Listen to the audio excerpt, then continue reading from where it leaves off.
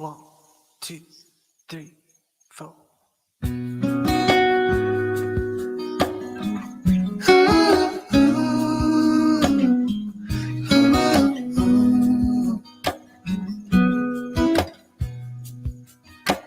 I set out on a narrow way many years ago, hoping I would find true love along the broken road. I got lost a time or two while my brow kept pushing through. I couldn't see how every sign pointed straight to you.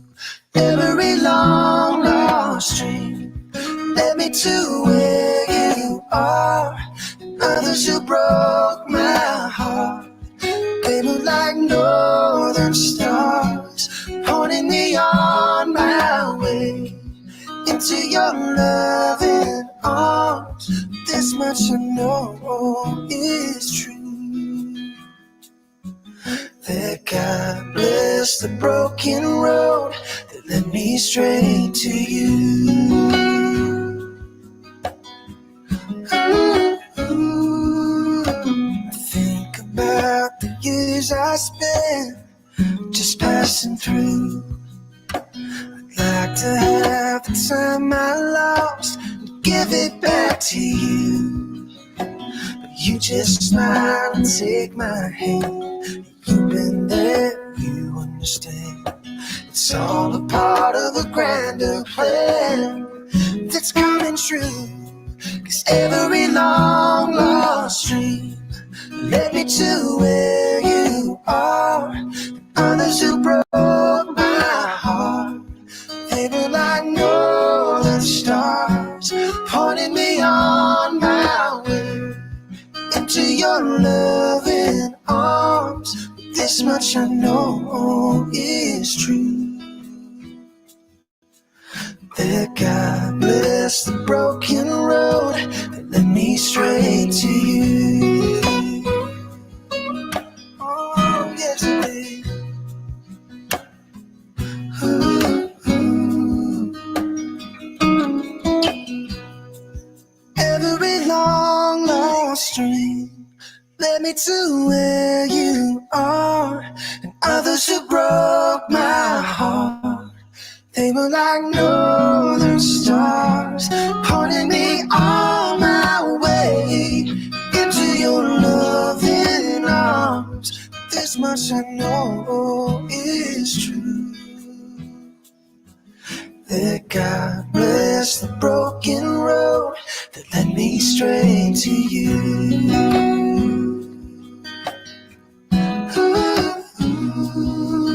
That God bless the broken road that led me straight to you.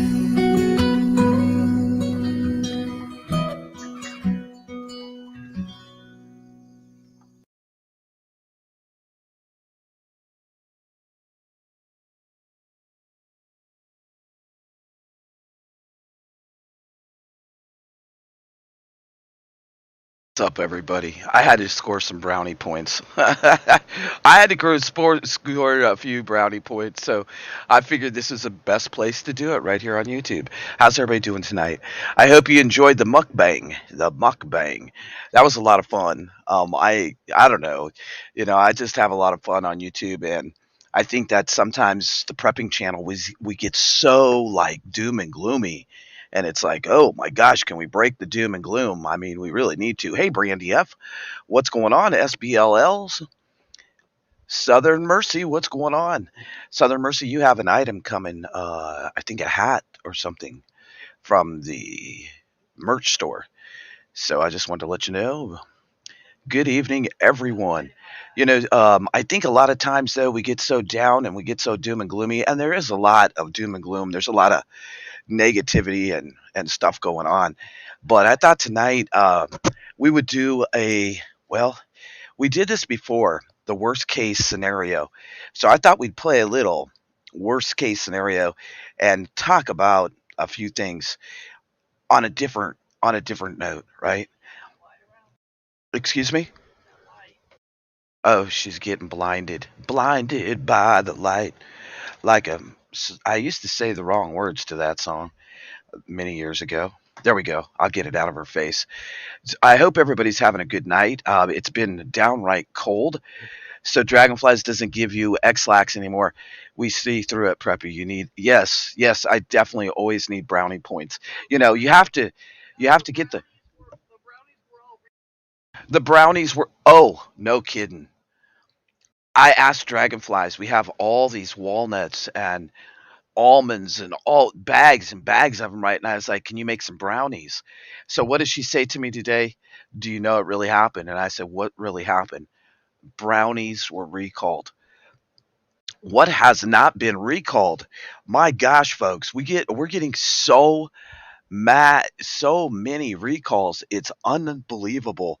It's really unbelievable how many recalls that we're getting in 2024. Maybe they don't want us to eat. Maybe they don't want us to eat. I mean, from applesauce for kids to brownies to meat, all kind. Yes, the brownies, Scruffy. I mean, I just wanted some dang brownies. And then there we go, another dang recall. I mean, unbelievable. But, I don't know. I think sometimes we go into the conspiracy holes. And sometimes it seems they are becoming the reality of what's going on in the world. And it's like, whoa, they can call us conspiracy nuts because, well, maybe we do go over the top sometimes. But I think that, like, when we really look at stuff and we look at what's going on, from the water with all the PFAs and all the crap in it, we have to have water. We have to have water. And tonight, I just thought we would get together. We used to do this every Wednesday night, is have a live stream. And it was just a kind of a kickback, fun time. And I think that we should bring it back for 2024 until we can't. Maybe is that a conspiracy? That possibly the internet could get hacked? Oh, shoot. Yes, exactly, Brandy.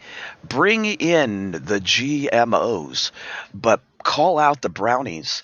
What about old Pelosi's ice cream? Are they going to get rid of that shit? Just asking. The spam. Well, and it's honestly, thank God for prepping. Honestly, I will say this, thank God for prepping because we have so many things that we've used out of our preps, and it's important to rotate them, but also when things are going up in price, it's a great thing to have all those preps. I mean, honestly, to have extra of toilet paper, of sugar, of your basic stuff. And we can't always I think it's a kind of a myth. I think you can only prep items items so much. I think it's more important to prep your mentality, your spirit, and your skills, and then the physical stuff.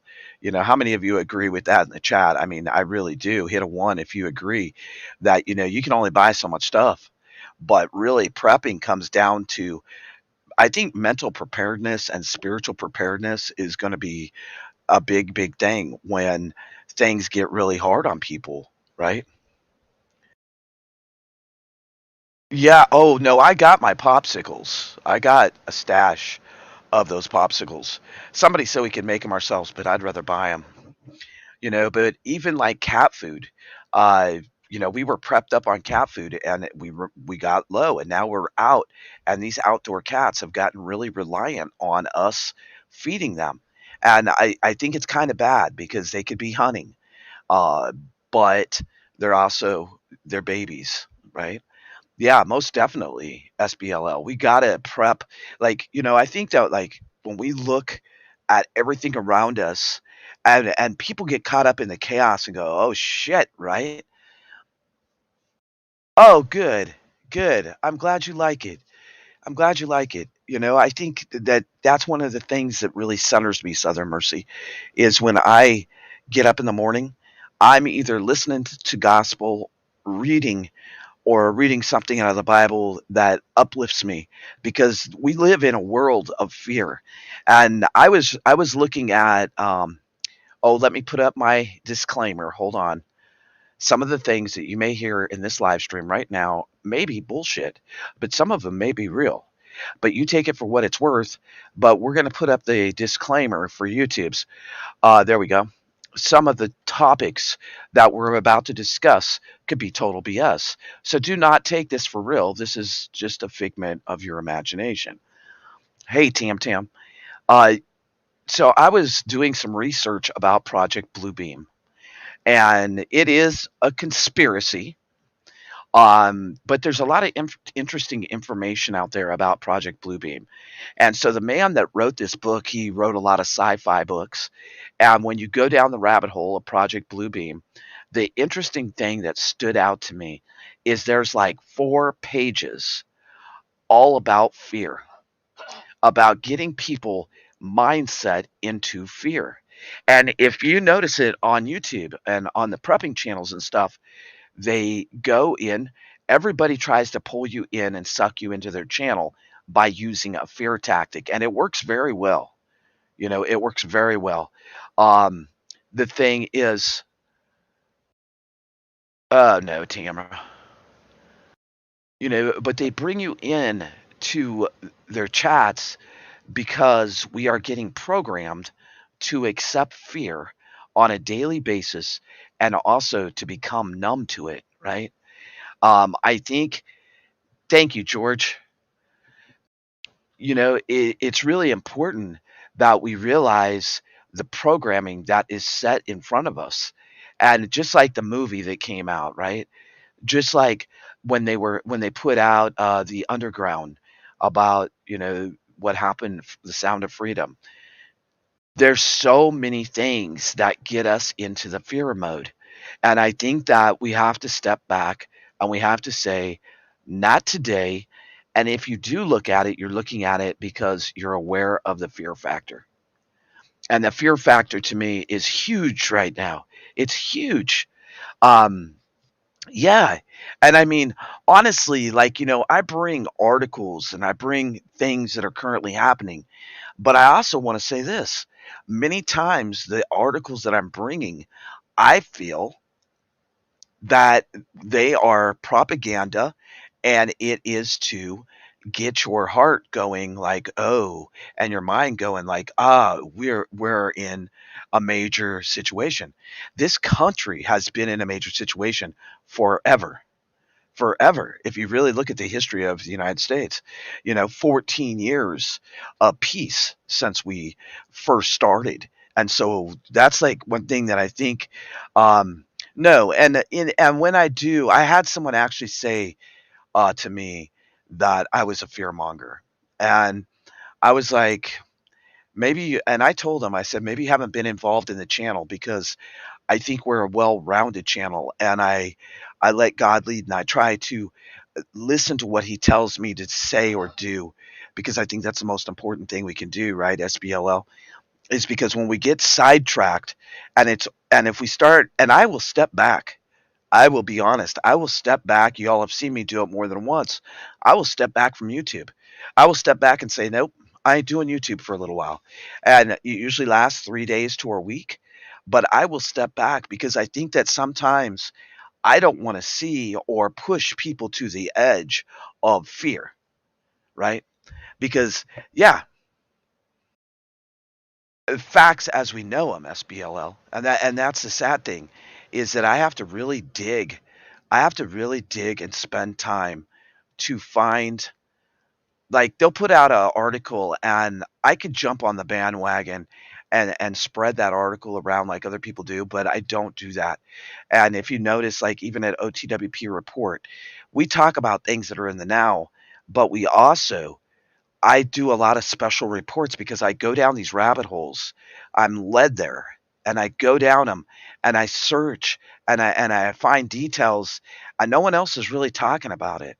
I think that, many times it's very, very easy to just go with the fear mongering and just go, if I wanted to do that, I could probably have thousands and thousands of views every single day. But I don't want fake views. I don't want fake subscribers. I don't want fake I don't want to be fake. I want to be who I am. And that's why I think it's so important, like when we have these chats like this, just to have a good time and laugh and smile. And I show my heart. I show my heart here through this channel. You know, a lot of people take me for weak because I do that. I don't think that it's always about the bronze. The bronze can get you so far.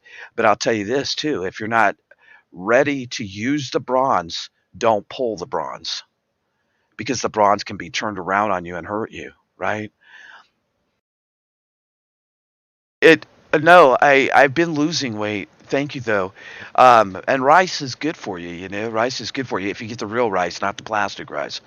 But I think it's really important, folks, that we stay like focused on things that are current, that are happening, but not to get sucked down the total fear mongering hole because that's real easy.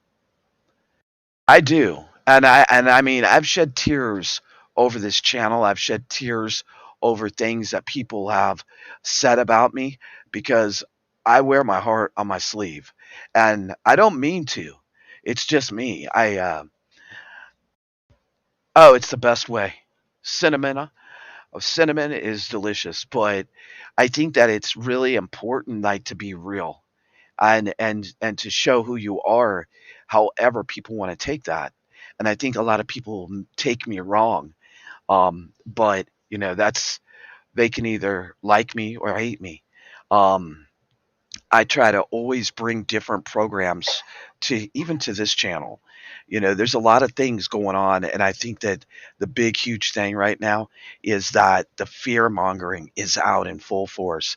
And really, like after I talked about it this morning, like honestly, folks, what do you think's going to happen if we elect number 45 or number 46? So many people are so divided that our country, I don't think that no matter what happens that we're going to be happy. I think that it's going to be to the point that people are going to be pissed off no matter who wins the election or who they put in as the president. Um, it's always it seems like when an election year comes, everything comes. You know, I just put out the short video over at OTWP Report.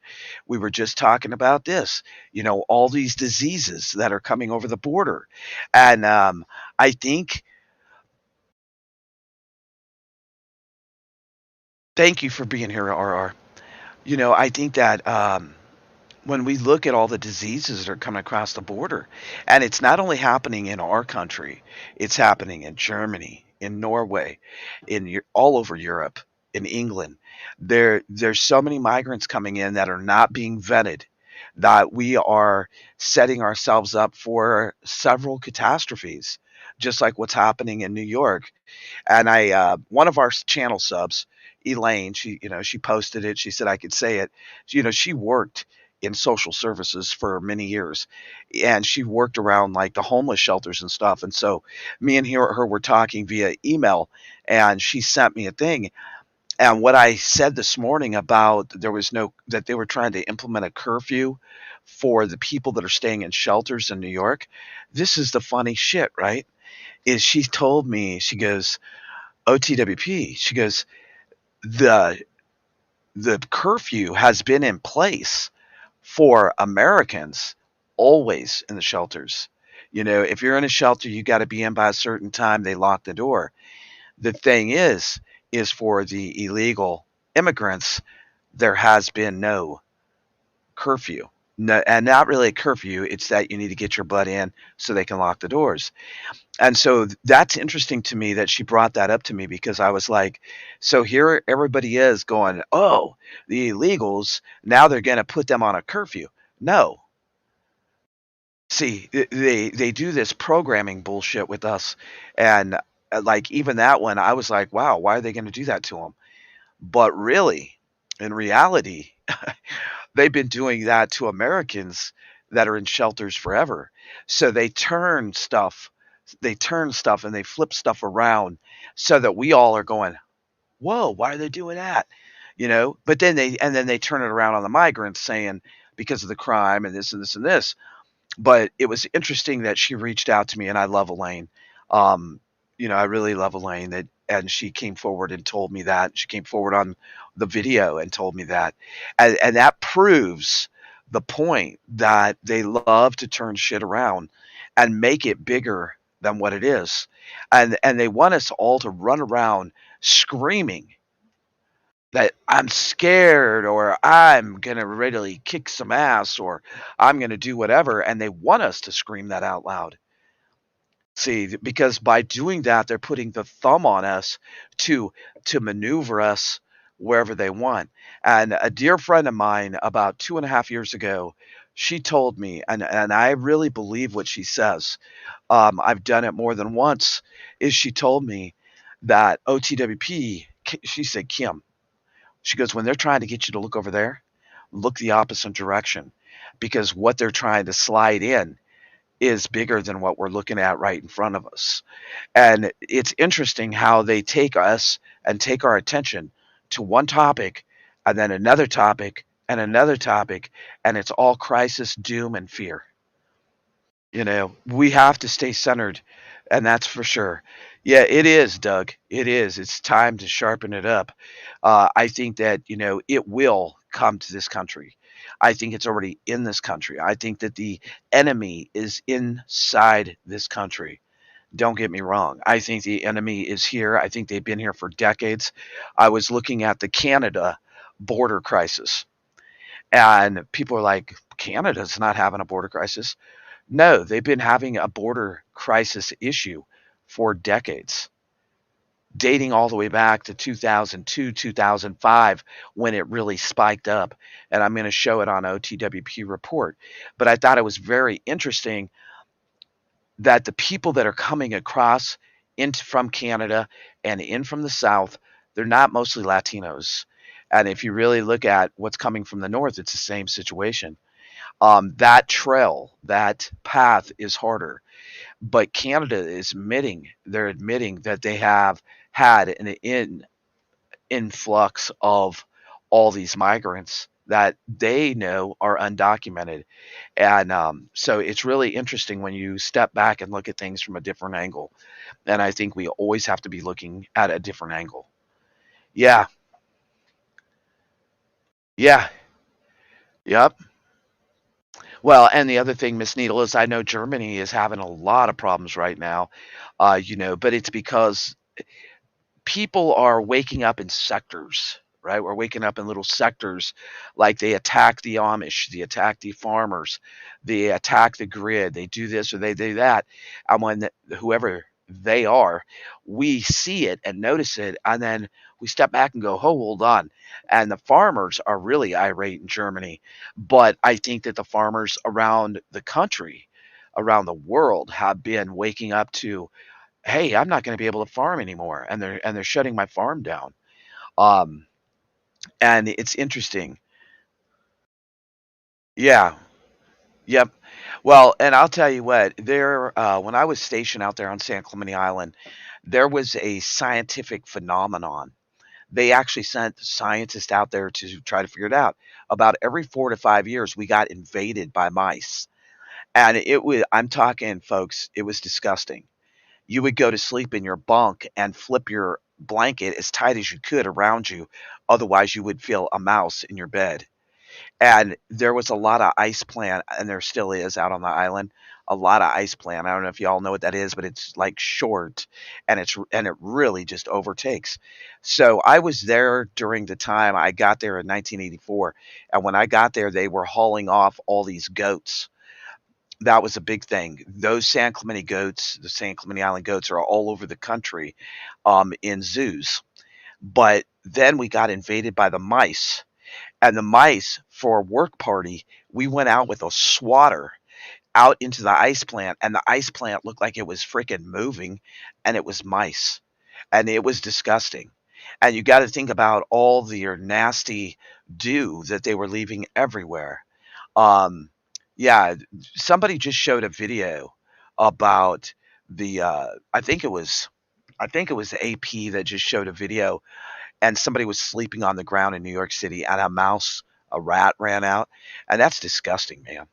Yeah, truthful troll. You think it's cool until the ice plant movement was cool, but it was like it was gross. It was disgusting. Hmm. Yes, and that I think that's kind of a native thing in that part of California, SBLL. I don't know if you've ever had the pleasure to go to the Rock to San Clemente Island, but there's not a lot of military out there. Maybe well, when I was out there, there was probably about 500 of us military, a lot of transient military. We had a lot of CBs out there because we were building new barracks. We had NOSC. We had That's also where the last phase of Navy SEAL training's at, and those guys are badass. I got to meet a lot of them, and they're badass. That's one thing I can say about our military is that when we look at the military and we step back, we have a lot of issues going on right now because recruitment is down. But when you look at the military and you look at the Rangers and you look at the Navy SEALs, they're badass. Those guys are badass. So are you just on North Island or are you going out? Have you went out to the island? You have one out there? I'll tell you what, the only thing that was out there when I was there, and this is 1984 to 89, is when I was there. We had one big building that had the bar, the bowling alley, the movie theater, and a little library and a game room. It was all in one building. And then we had the chow hall with some offices over there. You're only on North Island. If you ever get a chance to go out to San Clemente Island, go. It's pretty cool. It's a cool place. We did a lot of abalone diving out there, so we dove a lot and went snorkeling for abalone. And then also, well, I lived in North Island. I moved out of North Island as quick as possible because I lived in the animal house, this tall ass barracks with the people that were just totally obnoxious, right? Like my first welcome to North Island was a mattress flying off of the balcony out into the courtyard, and I was like, "Oh shit!" And you could never. I was going to school at the time, and I could never go to school there. It was like I had to go off the base or go to the library or somewhere. I'm sure that base has changed. I went to boot camp in Orlando, and that base is no longer. Now everybody, I think, goes to. I don't even know if San Diego base is still there for boot camp or not. Really, on San Clemente Island? No, that island's not big enough unless they opened up another part of it. I worked at the airfield, which needed a lot of help. It needed a lot of help. The airfield sat at one end of the island. If you haven't ever seen it, I did a special about it, SBLL. I don't know if you were there or not, but I did do a special about that.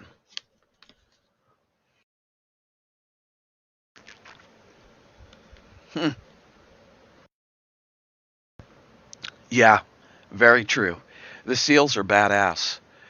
I hope that everybody is staying warm. I hope that you're prepping. I think that a lot of times we get stuck on certain topics. Like food, food, food. I think that it's more important. Most important thing we could have is clean air and water. Right? Yeah. Well, last time I went was before I met you. So it's been about 14 years ago since I've been in San Diego. SBLL, could you do me a favor though? Could you go down to Ocean Beach? I used to live right there on Ocean Beach, like right by downtown. I lived about 2 blocks away from Roberto's. Could you go to Roberto's, grab me a carne asada burrito, and send it to me in the mail? Overnight it. Oh shit. There was Alberto's and Roberto's, but Roberto's was a lot better. Roberto's was really, really good. Oh my gosh, Roberto's was good. Lady Casca, what's going on? I loved me some Roberto's. Oh, hold on, I forgot about this. Yeah, yeah, you could. Oh my gosh. I'll tell you what, that was like one of the funnest Christmases I had is when I lived in Ocean Beach. And at Christmas time, it was like the week after Christmas, like whatever. And so we grabbed the Christmas tree and we drug it down to the beach and lit it on fire standing up, and to watch how quick it would catch on fire and just disappear. And it was like, I mean, you never ever want a Christmas tree fire, I'll tell you that. It's crazy. Yes, yes, yes. Oh my gosh. Those were the days. I used to live on Roberto's and 7-Eleven chili dogs. Yeah, it was healthy. It was healthy, but I was 20 some years old. It was healthy. And there was a little beach, um, SBLL. I used to go to Black's Beach. Well, boy, did we have fun there. Those were those were the Navy days. Yes, Black's Beach was it was a fun time. Fun time. I actually had a dog in Ocean Beach that could boogie board, so I did a lot of boogie boarding there in OB and PB, and then we go up to Del Mar, and at La Jolla. Oh gosh, brings back great memories. Uh, Excuse me? No, dragonflies. You get sand in your crack if you do that. Yeah, that's exactly what it was like, Miss Needle. I mean, like, you light that thing on fire, and it was just like, and then the tree would just be, I mean, it would be gone in a few minutes. Like, they always talk, and you see pictures of, like, a Christmas tree accidentally catching on fire in a house. Oh my gosh. I mean, like, you wanna talk about dangerous. That's really dangerous. Really. Wow. See, that's what I'm talking about. We're getting to the point that this immigrant thing is crazy. We're putting them in schools, right? Kicking kids out of high schools, putting them in schools. We're putting them in churches. But yet, I'll tell you this. I just read this big article about this guy, right? I think he's in Ohio or Virginia. I can't remember. But he's a pastor. So he decided to open up his church to homeless on the streets. And what did they do? They came and they told him the first time that he needed to stop it, right? That he needed to stop it. Yeah, yeah. I just talked about that, or about the apartments. But I'll tell you what. So they told him that he needed to stop bringing in the American homeless into his church. Well, it's freezing cold. He was trying to be a good church that was actually giving back. So a week passed. He didn't follow the orders to get them out of the church. They came back and gave him 14 tickets. 14 tickets for letting homeless Americans inside of his church because they said he was not equipped to be a homeless shelter. He said, I'm not being a homeless shelter. They leave during the day, they come back at night to sleep out of the cold, and his church people were feeding him soup. This is where we're at in this country, and it totally pisses me off that we're handing out all this shit to them. But see, this is a great takedown. It is a great takedown. And if you think about it, just like what RR said, there's an apartment building being built specifically for illegal immigrants. They are going to pay their rent for 2 years. What about paying RR's rent or Southern Mercy's rent or Miss Needle's rent or SBLL's mortgage or my mortgage for 2 years? And it pisses me off, but we're at this point, right? We're at this point that with the influx of illegal immigrants, and I have no problem, y'all know that. I don't care if you're gay. I don't care if you're straight. I don't care if you're bisexual. I don't care if you're white, black, Latino. I don't care. I don't care what religion you are. I don't care about that shit. What I care about is good people. If you're coming to the United States legally and you need a helping hand, cool. But if you're see what they got to do is they got to bring this influx of people in to the point that I said 2 years ago that it was going to tear us down at our very core. And that's exactly what is occurring. And is anybody ever going to stop it? Is anyone ever going to stop it? I don't care if it's a Republican, I don't care if it's a Democrat, I don't care if it's a libertarian. They're not going to stop it because it is the agenda. And YouTube world, the agenda means that the topics here that we're discussing right now are probably total BS conspiracies, and it's probably just all in your imagination what you're hearing. Just stupid bullshit. Have to talk in freaking riddles so that we can talk openly. It's unbelievable, and that's right there should tell us a big thing is that the freedoms that we had are disappearing. It is. It's bullshit. And that's exactly how it's going down. You're right, Miss Needle. And the thing is, they're doing it in all different countries, not just the United States. They're doing it all around the world. Because if you take people that are, what's a nice way to put it? The third world, they have never had. They have never had a nice roof over their head. They have never been able to open the refrigerator on a daily basis and have food, right?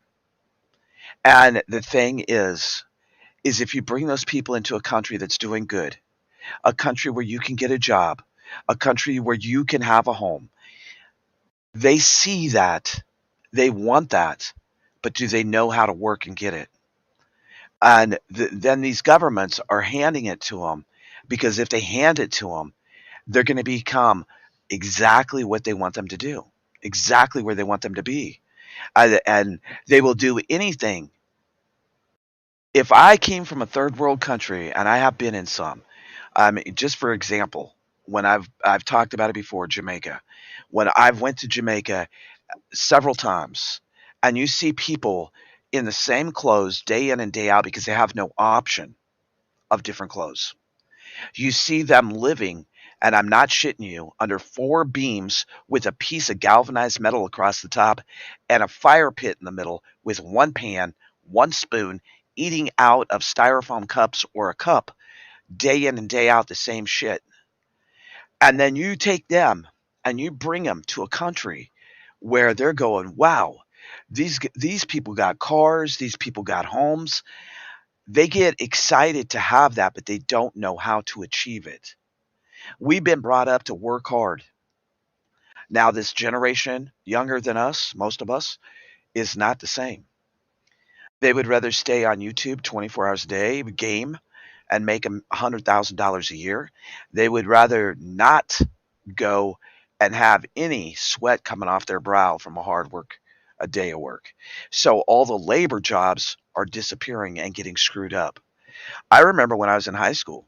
I mean, how many of you honestly worked at a fast food restaurant or some mediocre job? Not saying that the restaurant industry is bad because I've cooked this last year, but like a fast food joint or a movie theater, or you babysat, or you ran a paper route, or you went and collected glass bottles to make money when you were growing up. Hit a one. And see, the kids now don't do these things. The kids now, we have screwed up as parents and grandparents because we've handed them, oh, you need $10. Okay, here you go. Oh, you need $20. Oh, here you go. We have become this pacifier nation of taking care of our kids like, oh, here's a new freaking cell phone. Oh, you need a car, here's a car. Oh, you need this, oh, here you go. Instead of them working for it. And when you work for something, you appreciate what you got. And when you work for something, I have shirts, and I'm not shitting you. Dragonfly said, how old is that freaking shirt? Because I take good care of my clothes. Okay. I have shirts that are over 25 years old that people would be like, no, they're not. And they are, because I take care of my things, because I grew up in a family with six brothers and sisters that I lived in one house with. And those things weren't always easy for my parents to accomplish. You know, they weren't always easy. And I worked. I mean, I remember my first job, and I've told you all this before. I sold freaking cards door to door for $1 a freaking box, and I made $1 profit. The cards were like $4 a box or whatever, but I made $1 a box, and I was like 9, 10 years old, and my parents allowed me to do that because they seen that I had and wanted things that they couldn't do for me. You know, but there's nothing wrong with that, Southern Mercy. And when you appreciate if you go and you work to earn this shirt or earn a new pair of flip-flops or Nikes or a new car, you appreciate what you have. And when we hand and have handed this new generation, this younger generation, shit, one thing after the other. I mean, I'll give you an example. I love Dragonflies' grandbaby like she's my own grandbaby, right? But we took her and she was what, maybe 2, 3? Huh? When she had the meltdown on us. Oh, excuse the shit out of me. She was 1. So her dad decided the best thing he could do for a babysitter was get her a tablet. So me and Dragonflies, while we were living in Mobile, Alabama, we took her for a weekend and we took her out to eat somewhere and met Dragonfly's daughter and we were all having dinner and then Kinley was coming with us. And she had a meltdown at 1 year old. 1 years old. Had a meltdown and started screaming in the middle of the restaurant, tab tab or tab tab. Pad pad, pad pad, pad pad. That's all she kept screaming. And I was like, she is 1 years old. She's already addicted to the tablet, and she was having a effing meltdown over she wanted her pad pad. And see, parents can blame things on the schools or whatever, or society or whatever. But really, honestly, we all got to step to the plate and say, shit, we effed up. We effed up, right? And I mean, honestly, and me and Dragonflies were, we were looking at each other like, shit, she's 1 years old. And then when we brought her home with us for the weekend, we kept her occupied playing games, and I took her swimming out because we had an in-ground pool in the back, and I took her swimming and stuff with me. But she, as soon as, if she didn't have that stimulation, she wanted to go straight to the pad pad. And even during dinner, in her high chair, she wanted her freaking pad pad, and she didn't like me and Dragonflies very well because we wouldn't allow it. You know, I just see the things that are happening, and we all have to take responsibility as parents and grandparents. And I hope that each one of you, I know Huga, for example, has some children with her. I don't know what the status is now, but I know that she's teaching them things. And that's what we need to do. Be it if it's going out in the forest and having a snowball fight or whatever, we have to the time to be actively involved with our kids and not put them in front of the black screen. We all spend plenty of time in the front of the black screen, but we're adults. And you all take breaks. I take breaks. We don't sit here 24 hours a day, 7 days a week and stare at the black screen. But when you take a little kid, another prime example, you have 2 girls. That's what I thought. I thought you had a couple little ones. And that's good. That's good. But you're right. They need their mental stimulation to get out and do things. Um, why are you crying, Lady Casca? What's wrong? What's wrong, Lady Casca? You know you can talk to this family. We all love you. The other thing is like my half brother. No, he's my step brother. I have halves and step. Chad is my step brother. His son eyes bounce up and freaking down. Yeah.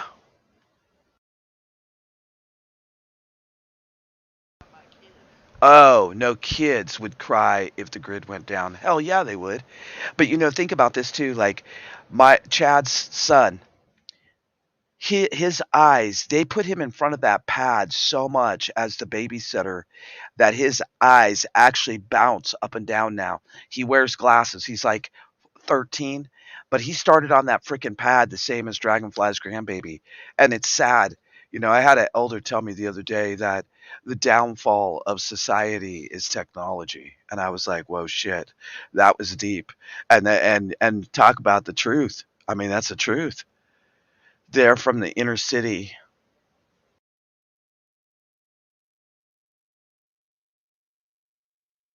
That's good that you're doing that, Huga. That's good that you're doing that. Anybody that won on the auction, Dragonflies has sent invoices, so if you could please email back, say how you're gonna pay. I would really appreciate it. We want to send everything tomorrow. Yeah, yeah. Oh yeah, I agree. Because think about it, Ron. I've told the story before. I went into what was hey Prepper Insights. Hey Tanya.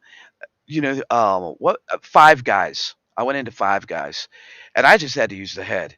So I go in and I come out, and there's this dad, and he has his phone like this, and the little girl's over there, and you could tell she was just like, she was trying to get attention, from daddy, and daddy wasn't paying any attention to her. When I walked by and looked at the back of his phone, I could see his screen. He was sitting there playing a game, and that's a damn shame. That's really a damn shame. Um, yeah, that's crazy. That's crazy. A 3-year-old should be playing with dolls or GI Joes or Tonka trucks or Dollhouse or whatever, right? They don't, and it's where we're at, folks. It is really a sad state, when we think about it. When we think about what's happened and what's happening to the future generations, and that's why it's going to be so easy, and it's becoming so easy to manipulate them that you're a furry. Oh, you're a furry today. Tomorrow you're a guy. The next day you're a girl. The next day you're a furry again. Maybe you're going to be a desk or a telephone. Shit, I don't know.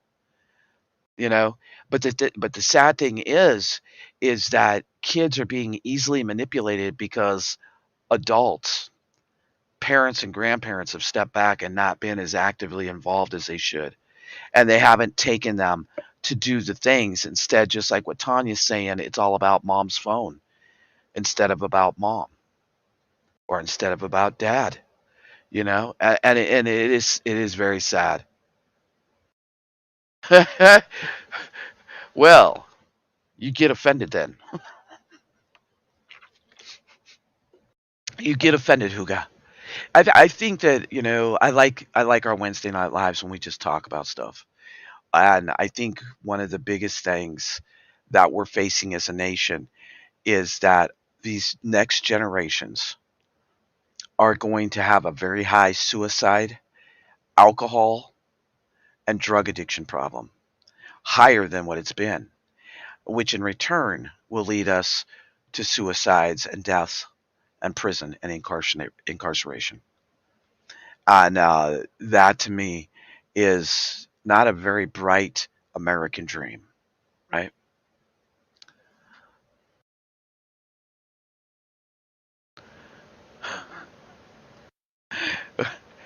Well, somebody has to do it. I have a little short fun video that I'm going to put out. Hey, Patty. I'm going to put it out real quick. I hope y'all enjoy it. And then I'll be right back on. I need to take a stretch.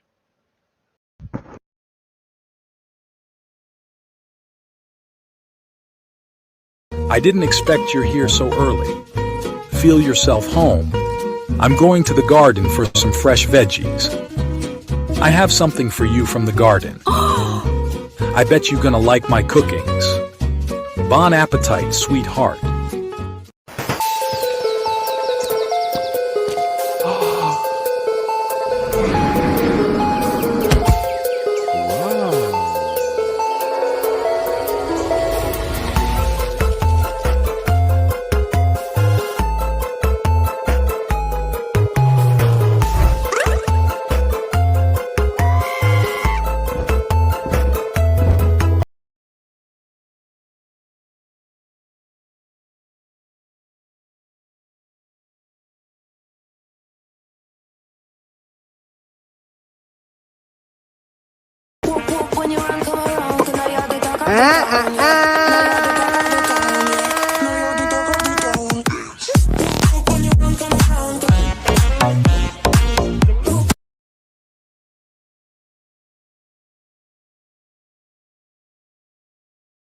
I always have to bring some weirdness to the channel. Yeah. What's up, Zombie? What's up, Heather? Tanya? I'm glad to make people smile and laugh. We were getting really serious, and I like to lighten stuff up a little bit. I do like to lighten stuff up, but I like making those videos. I really have fun making those videos where I pull out faces and put in different faces. Rick Codwell, he was in one. George was in one. She's a Wildflower, Tam Tam, Dragonflies. I want to do a complete membership one. So anybody that's a member, it's going to be probably a 5-6 minute video. Each one of you are going to have a segment of a video, and I'm going to put a story together about crazy, crazy preppers. Yeah. Huh? Dragonflies thinks I need less free time, but I actually do it while I'm working. Oh, less screen. What the hell are you talking about? What you mean? I don't know what you mean. Oh, because I do that at my regular job that I get paid for. While I'm working at my regular job, I put together videos. So, yeah, I was like, what is she talking about? Dragonflies has some freaking bonk issues. She does. Yes. Yeah, I would love to have actual pictures of people's faces because, like your dog, I've done them before and they're a lot of fun. Yeah. Well, that makes you lose brain cells. Well, somebody has to do it. Yeah, Baby OTWP was rocking it. Baby OTWP was really strange this month, but I really have fun doing them. I really do. Now, really, Miss Needle? Oh, shit. I want to bring back a complete conspiracy night, but right now on YouTube, man, it is just so weird. Like, you got to be really careful about what you do. I'm going to take a quick break. We're at the hour mark, but I think we're going to go for a couple hours tonight. How about that? Y'all want to go for a couple hours? Ooh, that's like, woo. Let me. Yes, I'm going to play a song originally by John Denver. Take Me Home Country Roads, but I like no. I know what one I want to play. Hold on. I want to play where is it? I want to play. Shoot. I got to find it. Where is it? I have so much music. I have a lot of music. Okay. I love these guys that did this. It is the remake of Don't Stop Believin', and I freaking love it. I love it. Dragonfly said somebody in the chat was saying it sounded like Pentatonics, but I really like the way these guys put it together. So I'll be right back. I'm going to play this video. We'll take like a 5-minute break if y'all need to get something to drink or whatever. And then SBLL man got to get on the spicy rice preppy diet that makes you stuck in the outhouse. Somebody. Okay, I'll be right back. I hope y'all like this. If you didn't hear it before, you're about to hear it now. It's about to go down.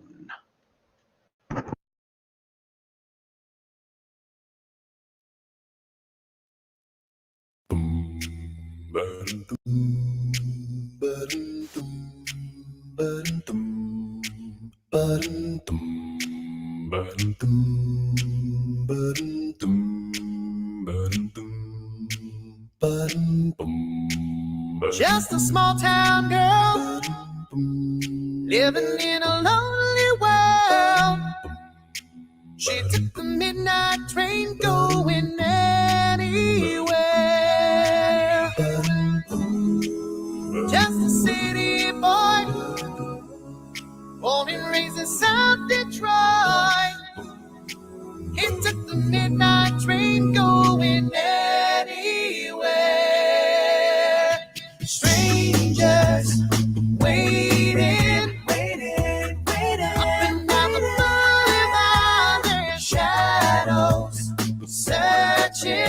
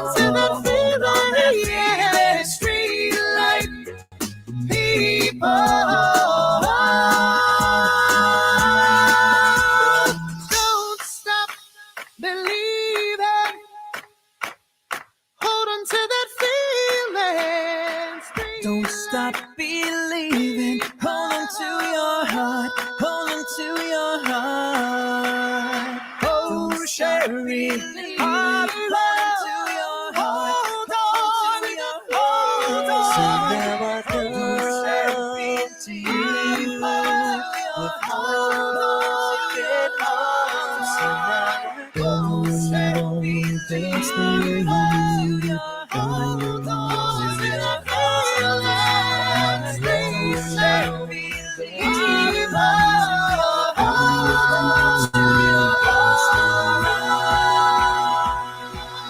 Don't stop believing. Hold on that feeling. Don't stop believing. Hold on to that feeling. Street light people.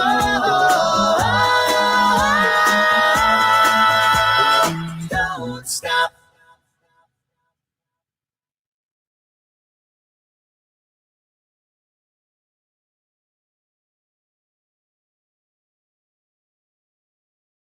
I really like that mix of that song. That was like my song since I was in high school, and I love that song. Yeah, I love that song. Yeah, that song is like the way they did it and everything. It really does. It sounds like Pentatronics. It does.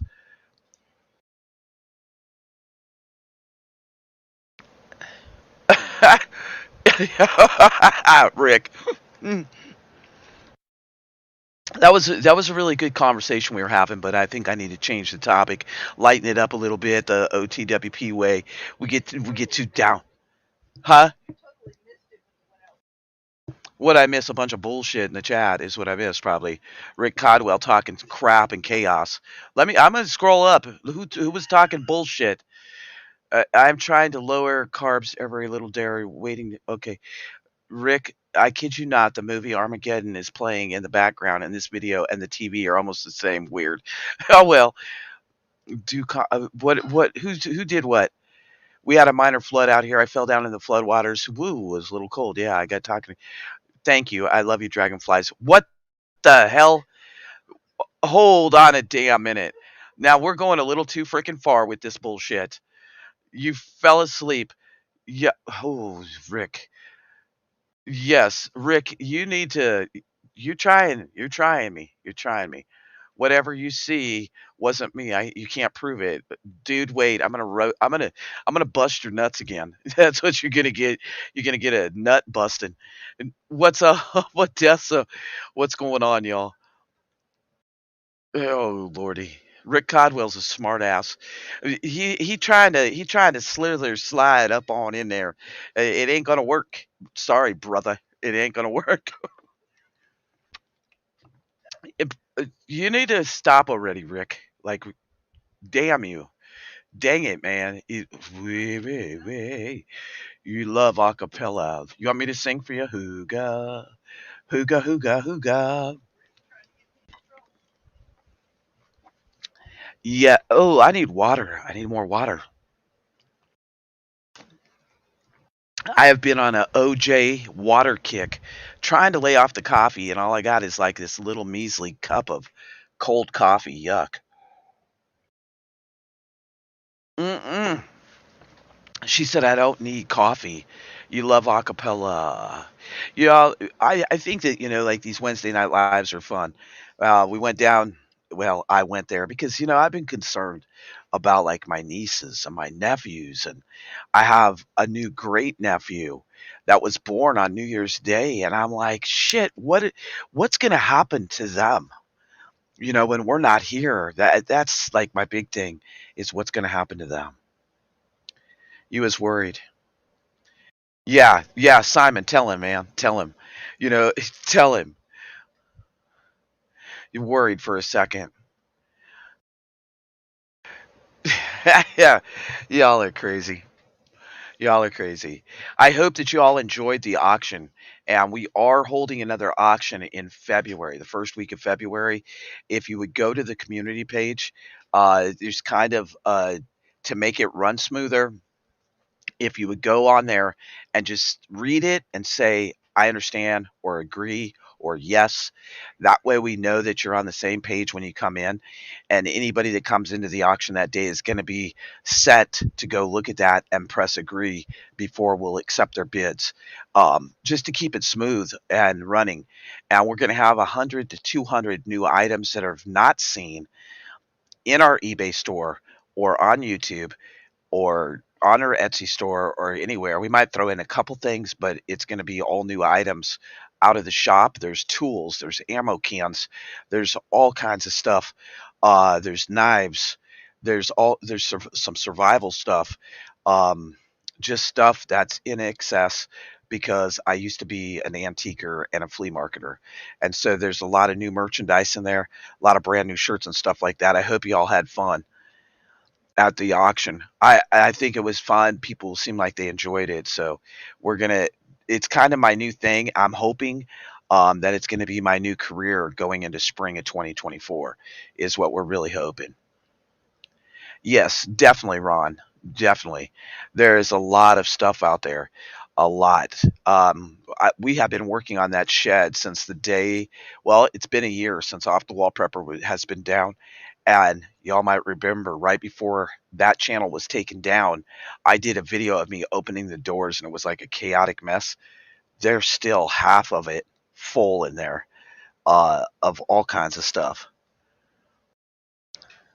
Yeah, yeah. No, I have been Huga because like the front deck right now, I need to go out to the shop tomorrow morning and get some ice melt because I thought I brought a bucket up here and I didn't, and it's slippery as shit out there. We have to go tomorrow and get a new battery in the car. Hopefully I can jump it to get it started. And then we also are going on a water run, which is much needed because our experiment went from, it was like 5 weeks when I did the video of our experiment, and now we have been locked in this cabin for an additional 7, 8 days. So we have been without running water for almost 2 months, close to 2 months. And we have learned a lot. I will say this. If you think a solar shower is going to be your answer in a real SHTF, you better get two or three of them. We learned a lot about taking a solar shower. It's not bad. I mean, once you get it set up at the right height, it's not bad. But the thing is, flushing the toilet, water for your animals, all these things. Crawl to the city. Do you want me to tell you a story, Miss Needle, since you like my stories? I'll tell you a story. When y'all remember I showed the video of my farm there in Nebraska, my little farm I had. It lived real close to my mom. So before I moved to that farm, I had a little house in the village. And so I had been working really late and it was blizzard. And my mom's like, KJ, stay at your sister's house tonight. And I'm like, hell no, I ain't staying at my sister's. She's like, you don't get off till 2 in the morning, you know? And I'm like, no, I'm coming home. She goes, the roads are bad. And it's about 30 to 40 minute drive from Lincoln, Nebraska to the village. And so I was like, no, I'm coming home. It's not that far. It won't take me that long. It took me 2 hours to get to the village. So I get to the village and I'm in a little Cadillac CTS before I got in another horrific accident when I was hit by the Mack truck.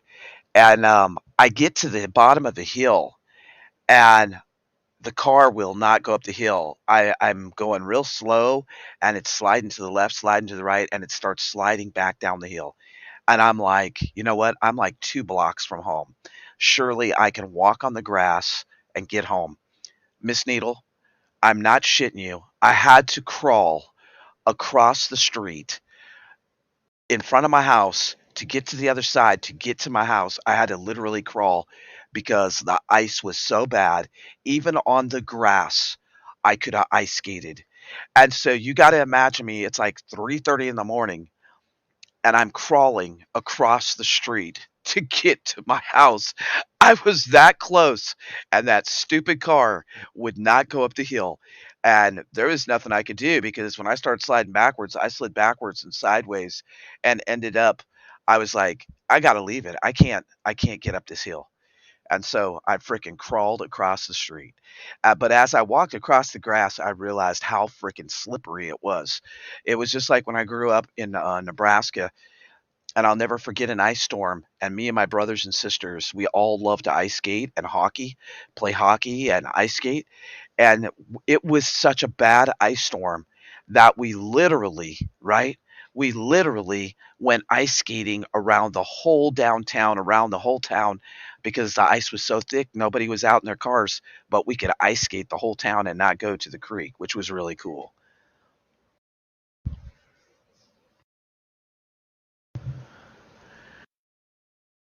Y'all are silly. Oh, yeah. And you got to imagine it's like 3 in the morning, and I'm crawling and sliding all over the place to get across. Yeah. And they kink up the tubing. Yes. Yeah, that's the big problem with the solar showers is the tubing is like all jacked up. So even when you have it high, I would say have 2 or 3 of them. Then what I was thinking, Rick, is you could cut one of the solar showers, like honestly, you could cut the hose, right, for one of them so that it's just for your head and upper body. Let the other one go down and have 2 of them set up at the same time. But we had to like get on the ladder, screw it up into the wall higher than the shower, and it was yeah. Dragonflies was doing. She told me we got to do something. We got to do it now. Yeah, Dragonflies was doing naked gymnastics in the shower. Can y'all get the visual? See the visual.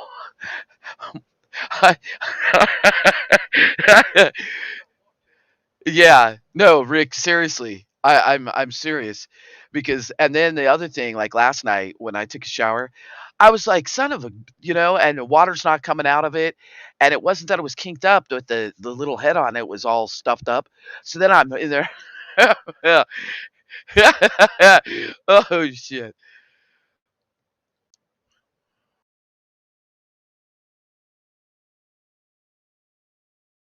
Yeah. You need one for the top and one for the bottom. You need one for somewhere in between. But it's really like I don't know. The solar shower is really not bad.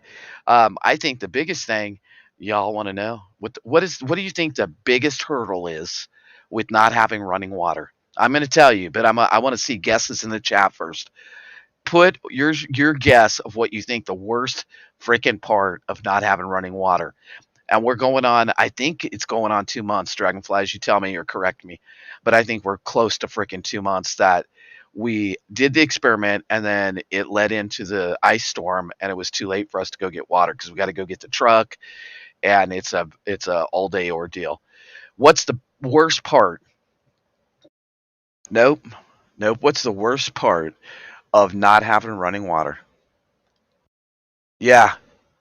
Yeah, exactly. No, not enough. Nope. Nope. Nope, we have plenty of water to drink, make coffee. We have an Alexa Pure. We've been running water through that. We're water-wise, we're fine. But what is the biggest obstacle? The freaking toilet. The, and think about this. I'm gonna tell you the truth now. Here, I'm gonna tell you the truth. Is no, we've been taking showers, we've been washing face and hands and butt and all that stuff, right? It's freaking the toilet.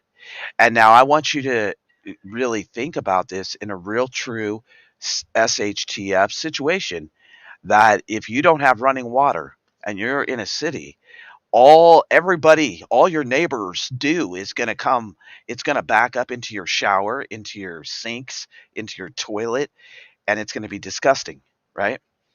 Now we're on a lagoon system, so everything flows out but it takes approximately 1 to 2.5 gallons of water, even with a low efficiency toilet, to flush the toilet. And so, you're looking at a lot of water just to keep your toilet flushed. And so, me and Dragonflies were talking about. Somebody suggested a bag, 5 gallon bucket, yuck, and throw it out. So, say you're in a nuclear situation. Like, let's talk reality. Like, say there was a serious nuclear situation. What the hell? You're going to have to figure out, and me and Dragonflies have talked about this. If there was a nuclear situation, we would actually block off one door so that it is a temporary safe zone. You would still have to have enough Tyvek suits or throwaway suits, a respirator to be able to take the dew and get it outside. So, I mean, it's the toilet is a huge situation, and you don't want the dew coming back into your property. So imagine if you're hooked up to city water. Woo, you know.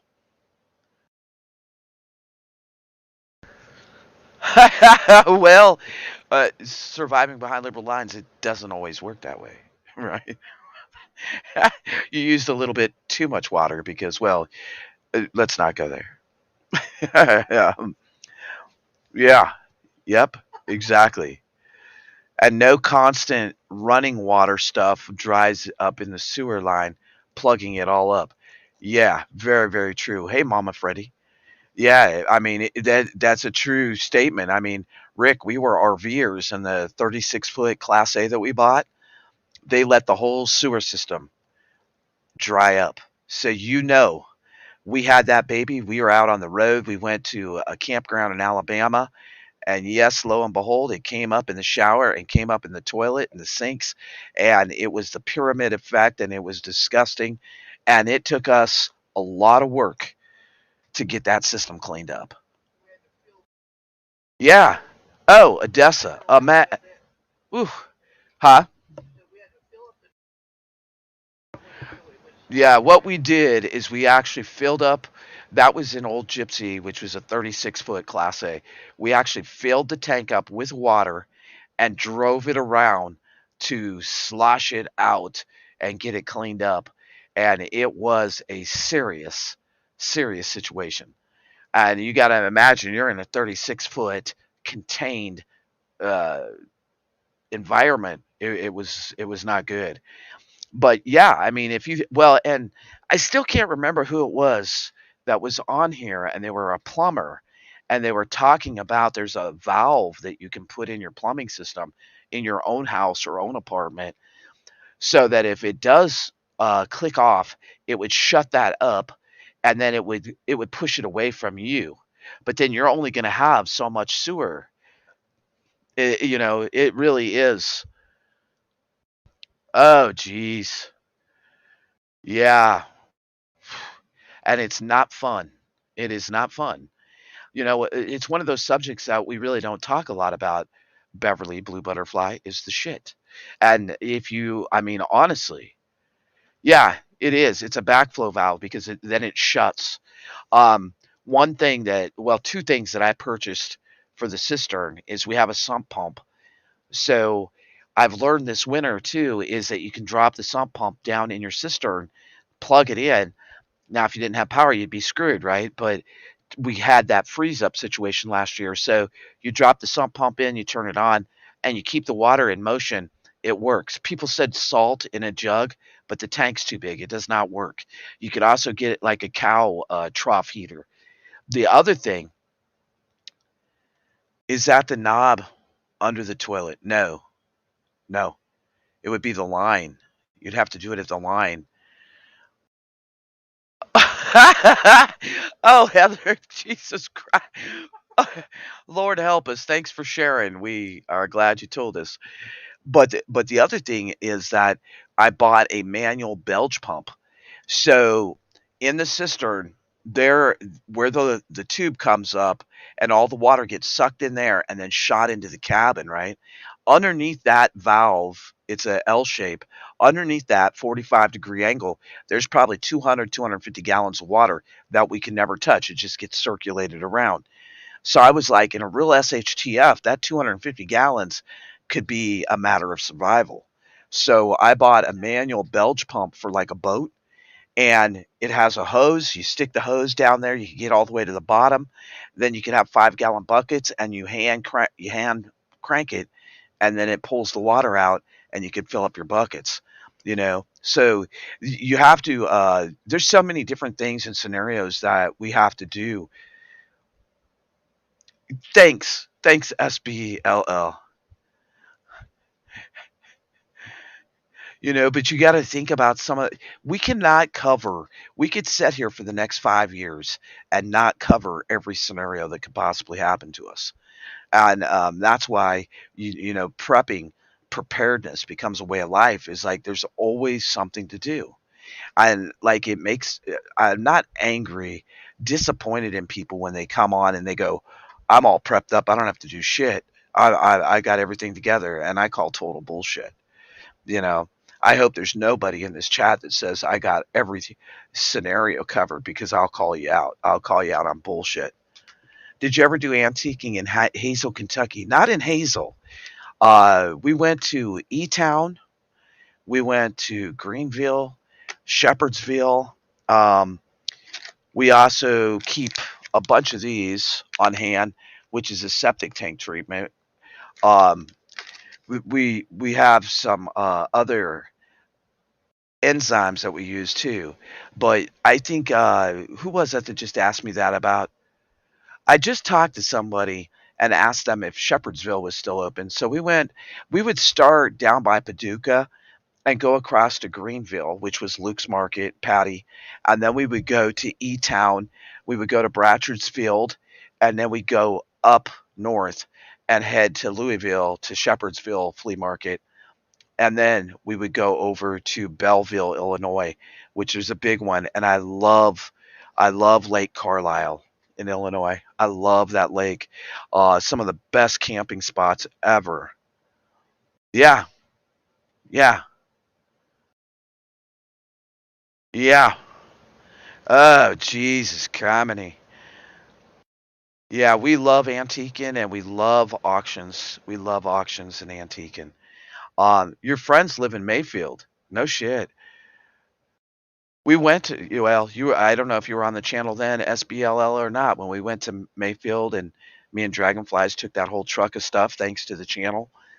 That was an eye-opening experience. That was definitely an eye-opening experience. You camped at the COE campground at Carla. I love that campground, Patty. I love that campground. There is a little loop there. Like when you come in the main part, you turn to the left and there's a loop over there. And if you go park anywhere on that loop, you open up your back window of your RV and it's like the lake. And it was so beautiful. Like we stayed there for 2 weeks, and then we stayed there for 2 weeks and they kicked us out, and we went to Walmart and stayed for 24 hours and went back for another week. We loved it, but we were full time. So I think the biggest thing, like if you're a full time nomad, is I wish we would have learned it way in the beginning, is Thousand Trails.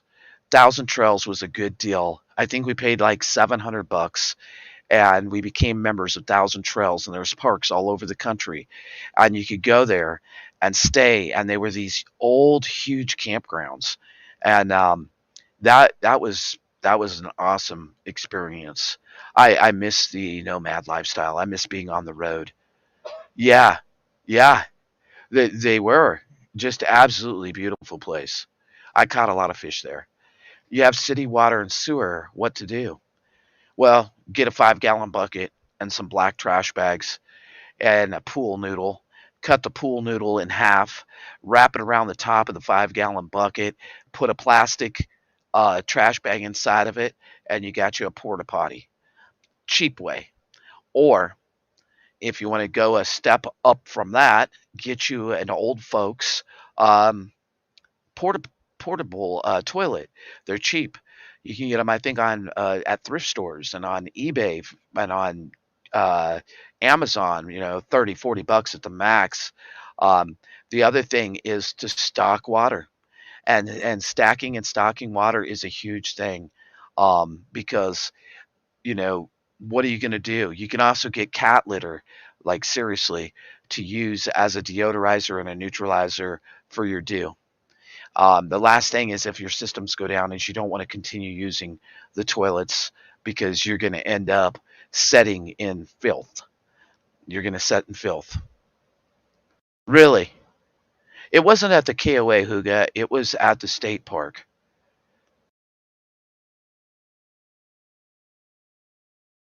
Yeah, it was the Corps of Engineers campground. Yep, yep. I I told Dragonflies, imagine if we would have had a YouTube channel then. The journey that we took, and one time I burnt the brakes. That was an experience. I I burnt those babies. We pulled over, and all there was just smoke barreling out the back. But I had no choice.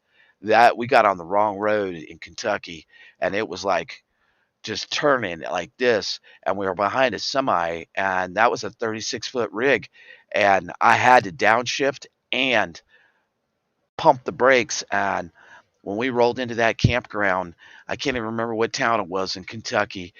I told Dragonflies, get the dogs, get your purse, and get off the RV, because I really thought the back of the RV was going to catch on fire. It was smoking that bad. It was smoking. The park ranger came. He's like, "Y'all okay?" I'm like, "Well, I think we are. We'll see in a few minutes if it starts on fire or if it goes out, because it was smoking." Yeah, definitely, Huga. And look for that loop.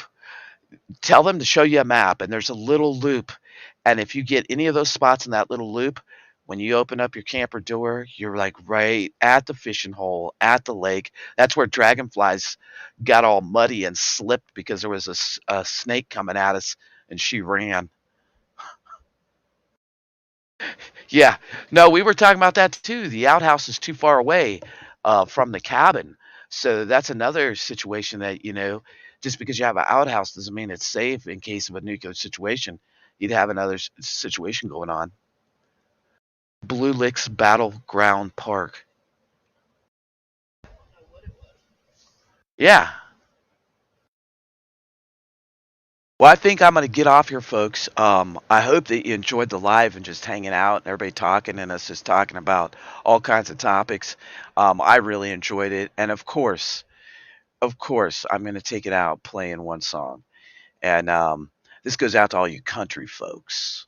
That way, y'all can say goodbye and see you later and all that stuff.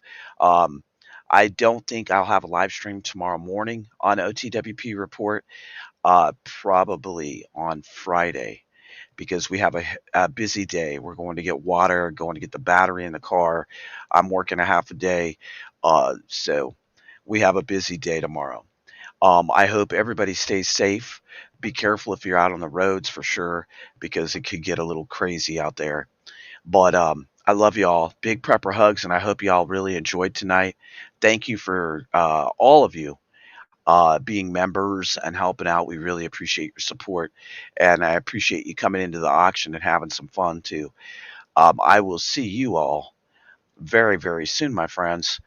Big prepper hugs, as always, and a smack upside the head for Rick Codwell because he thinks he's Slick Rick. Slick Rick. It fits. If the shoe fits, wear it.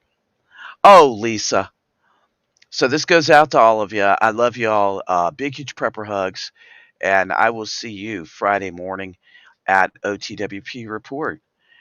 Thanks again for being a member. Thanks again for the super chats. Thanks for the stickers. And make sure that you do the dang thing now. Do those dang things now.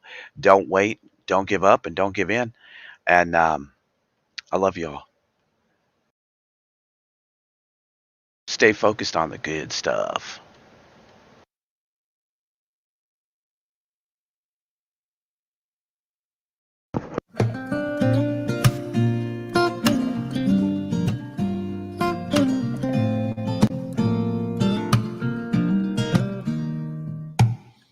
Almost heaven, West Virginia, Blue Ridge Mountains, Shenandoah River. Life is old here, older than the trees, younger than the mountains, growing like a breeze. Country roads, take me home to the place I belong. West Virginia, oh mountain mama, take me home. Country roads.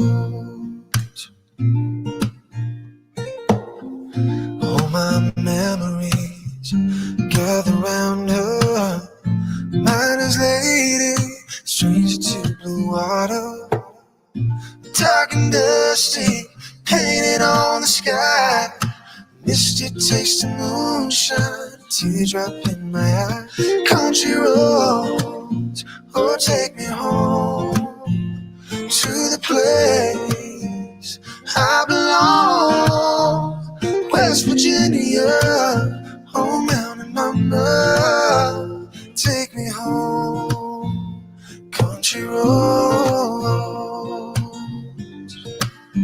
oh take me home. I hear a voice in the morning hour, she calls me. The radio reminds me of my home, far away. Driving down the road, I get a feeling I should have been home yesterday, yesterday. Country roads, take me home to the place I belong. West Virginia, home mountain mama, take me home. Country roads, take me home to the place I belong. West Virginia, home mountain mama, take me home, take me home. Country roads, oh country roads, take me home.